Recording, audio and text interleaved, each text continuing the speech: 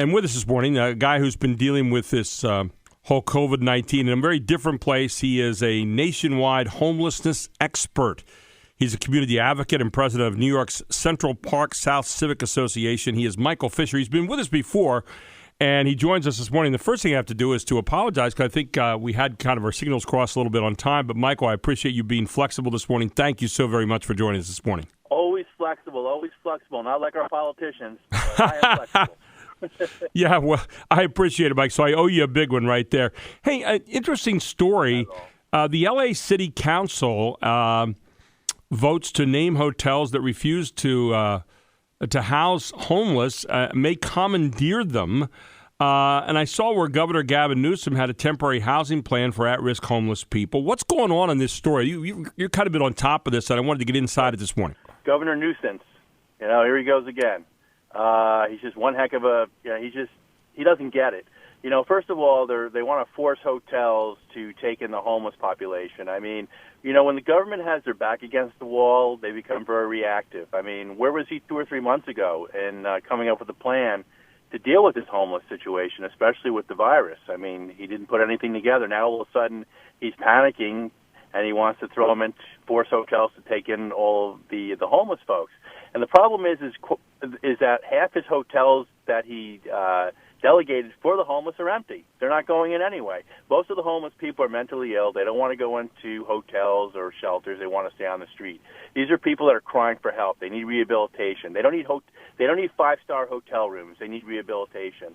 And by forcing them into the hotels, the real challenge we're going to have is what's going to happen in 2 or 3 months when suddenly the hotels say, okay, we're getting back to business. Yeah. And get out. And Newsom is going to say, no, I'm sorry. If they want to stay there, they can stay there. Right. So it's going to create a problem, and where we don't need one. I could hear a lot of people bristling, as you say, well, most of these people are mentally ill.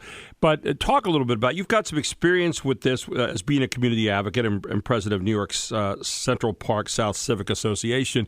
You talk about the mental kinds of challenges that these people have. Tell us a little bit more about that. Take us inside. Sure. So, a lot of the folks that are on the street, potentially maybe they went through hard times in their lives and they became drug addicts or alcoholics. They're on the streets. I mean, they can't keep a job. They can't keep a marriage, potentially, and so they're on the streets, and they're sleeping on the streets. Other ones that are mentally ill need to be medicated. They have mental problems that prevent them from really functioning in a normal kind of a world, and so they need medication, and a lot of them they don't have access to the medication, or they refuse to take the medication, so they're on the streets. And so the philosophy of our very progressive politicians is, if they want to stay on the street, let them stay on the street. And what I hear from them is, if they want to rot on the street, if they want to die on the street, if they want to commit suicide on the street, then that's their prerogative. That's what the politicians are basically saying. And cities like New York and Los Angeles, San Francisco, and some of the other large cities around the country spend millions, if not billions, of dollars on working on the homeless issues, and it doesn't really do anything to reduce the problem. I mean, the homeless crisis right now is worse than the Great Depression, and it's going to continue to grow unless they take steps necessary to help the homeless, get them off the streets, and stop spending so much money on these very expensive hotels and very expensive shelter programs that aren't really rehabilitating them anyway. I mean, so let me ask you, military bases out there. Yeah, let me ask you this question, Michael. What should we be doing? What is for the homeless problem in this country? And I think the last time you were on with me, we were talking about how the COVID has created more homeless. There are people now that I'm seeing can't pay credit card bills, can't pay a lot of their bills. People are losing businesses. So what do we need to do? What's the step-by-step approach from your particular vantage point and the guy that's dealt with this stuff for a long time?